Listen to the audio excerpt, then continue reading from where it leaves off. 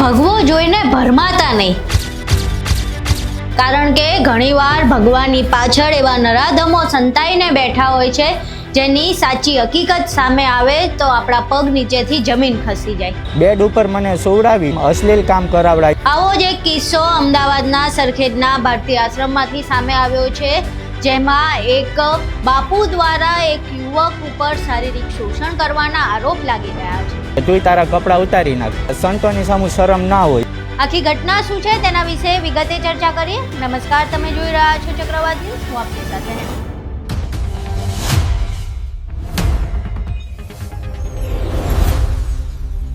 અમદાવાદના સરખેજમાં આવેલા ભારતીય આશ્રમમાંથી એક ચોંકાવનારો કિસ્સો સામે આવ્યો છે, જેમાં એક યુવક દ્વારા આરોપ લગાવવામાં આવી રહ્યો છે કે ભારતીય આશ્રમમાં રહેલા ઈકા બાપુ દ્વારા તેના ઉપર શારીરિક શોષણ કરવામાં આવ્યું છે.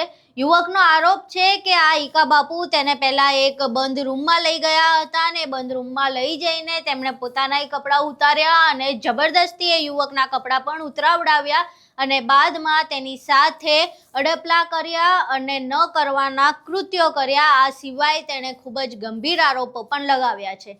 અહીં પહેલા એ યુવકની વાત સાંભળીએ. અહીં અમદાવાદ નોકરી માટે આવ્યો હતો, પણ રહેવાની સગવડ માટે મને અહીંયા સરખેજ આશ્રમ છે, ભારતીય આશ્રમ, ત્યાંની મને વાત મળે એટલે હું ત્યાં પીજીમાં રહેવા માટે ગયો હતો. ત્યાં મને એક સંતની મુલાકાત થઈ હતી, જેનું નામ ઈકા બાપુ છે.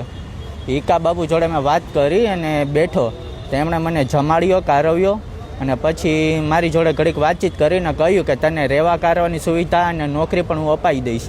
એમ કરીને મને બેસાડ્યો અને પછી એમ કહ્યું કે ભાઈ તું મારા ઘડીક બેટા પગ દાબી દે ને. એમ પગ દાબવાનું કહી અને મને એના રૂમમાં લઈ ગયા અને રૂમ પછી અંદરથી લોક મારી દીધો અને પોતે આખા આમ કપડાં ઉતારીને નગ્ન અવસ્થામાં થઈ ગયા હતા. અને મને તો કહ્યું કે તું તારા કપડાં ઉતારી નાખ. તો શરૂઆતમાં હું બહુ ગભરાઈ ગયો હતો કે ભાઈ મારે તમે સંત છો બાપુ, મારે આવું કશો નથી કરવું. તો મને પરાણે હાથ પકડી અને બેસાડ્યો અને મારી પાસે પરાણે કપડાં ઉતારાવ્યા અને મને એમ કહ્યું કે કંઈ વાંધો નહીં બટા, સંતોની સામું શરમ ના હોય. એમ કરી અને એના બેડ ઉપર મને સુવડાવી અને મારી પાસે આમ અશ્લીલ કામ કરાવડાવ્યું છે, શરીરની માલિશ કરાવડાવી છે, હસ્તમૈથુન કરાવડાવ્યું છે અને સાથે સાથે મને કહેતા રહેતા હતા કે આ વાત અત્યારે આપણી બંને વચ્ચે જ રહેવી જોઈએ, બહાર કોઈને કરતો નહીં. એમ નકર અહીંયા એ કે આટલા કોન્ટેક્ટ છે, અહીંના ટ્રસ્ટી કે મુકેશ પટેલ છે, ખાલી એક ફોન કરે તો પણ એ કે તને ખબર છે અહીંયા હું થઈ જાય. એમ બધાના કોન્ટેક્ટ બહુ ઊંચા છે. અને જો તું એક નથી, મને કહ્યું કે તારી જો અહીંયા કેટલાય છોકરાઓ પીજીમાં રહે છે અને આવી સેવાઓ કરે છે. એમ અને આ વસ્તુ મારી હારે એકવાર નહીં પણ 5 થી 6 વાર કરેલી છે. છેલ્લે મેં કંટાળીને આ ફેસલો લીધો છે કે હવે મારે આ વસ્તુ નથી કરવી, કે કોઈ બીજા જોડે મારે આ વસ્તુ ન થવી જોઈએ એની આશ્રમમાં.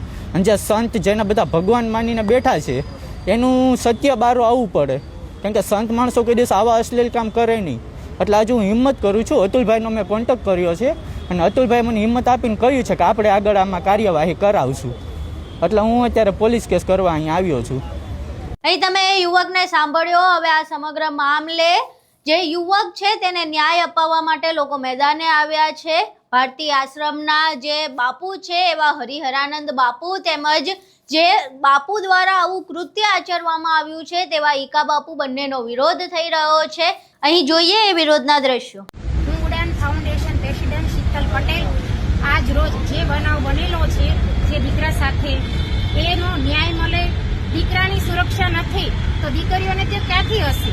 અને આવા સાધુ સંતોના હિસાબે જે સાચા સાધુ સંતો છે એ બદનામ થાય છે. તો જે રીતના આસારામની જોડે થયું એ જ રીતના આની જોડે થવું પડે. રેલી નીકળવી પડે, ચંપલ જૂતાનો હાર પહેરાવવો પડે. અને આ દીકરો છે એ એના મા બાપનો નહીં પણ આપણો બધાયનો દીકરો છે. તો આવું બનાવ બીજી વાર બનવો ના પડે.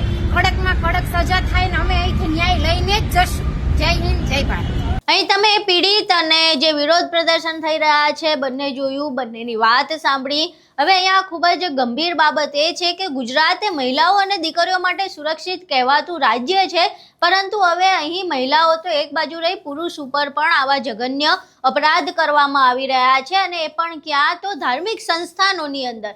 ધાર્મિક સંસ્થાનોની અંદર જ્યારે આ પ્રકારના કૃત્ય આચરવામાં આવે છે ત્યારે ન ફક્ત કાયદો વ્યવસ્થા પરંતુ એક સાંસ્કૃતિક છબી પણ ખરડાતી હોય છે. જ્યારે ભગવો ધારણ કરીને સાધુ બનતા હોય અને ત્યારબાદ જે આ પ્રકારના કૃત્ય સામે આવે છે એ ખૂબ જ શરમજનક અને નિંદનીય છે.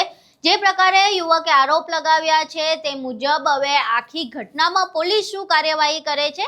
જે ભારતી આશ્રમ છે, ભારતી આશ્રમના બાપુ છે હરિહરાનંદ બાપુ, તેમના ઉપર તેમજ જે વ્યક્તિ પર આરોપ લાગી રહ્યા છે જેણે આ કૃત્ય કર્યું છે તેવા ઈકા બાપુ ઉપર કોઈ કાર્યવાહી થાય છે કે કેમ? શું પોલીસ તંત્ર ભારતીય આશ્રમમાં આવા ધંધા ચાલે છે કે કેમ? શું બાપુઓ આ પ્રકારેનું યુવકો ઉપર શોષણ કરે છે કે કેમ તે વિશે કોઈ તપાસ હાથ ધરે છે અને તપાસમાં શું સામે આવે છે તે એક મહત્વનો વિષય છે. પરંતુ જે આરોપ લાગ્યા છે તે આરોપો ઉપર હજુ સુધી ન તો ભારતીય આશ્રમના હરિહરાનંદ બાપુ કે ન તો જેના પર આરોપ લાગ્યા છે એવા ઈકા બાપુ દ્વારા કોઈ પણ પ્રકારની પ્રતિક્રિયા કે સ્પષ્ટીકરણ આપવામાં આવ્યું નથી. એટલે હવે જોવું રહ્યું કે આખી ઘટનામાં પોલીસ શું કાર્યવાહી કરે છે અને તે યુવકને ન્યાય મળે છે કે કેમ. આખી ઘટના જોઈ, આખો વિડીયો જોયા બાદ તમારું શું માનવું છે? ભારતીય આશ્રમની જે ઘટના સામે આવી છે એ ઘટના વિશે તમારું શું માનવું છે? તમને શું લાગે છે આખી ઘટના વિશે? તમારા મંતવ્યો અમને કોમેન્ટ બોક્સમાં જરૂર જણાવજો. વિડીયો પસંદ આવ્યો હોય તો વિડીયોને લાઇક કરજો, શેર કરજો અને અમારી ચેનલને સબસ્ક્રાઇબ કરવાનું ભૂલશો નહીં. નમસ્કાર.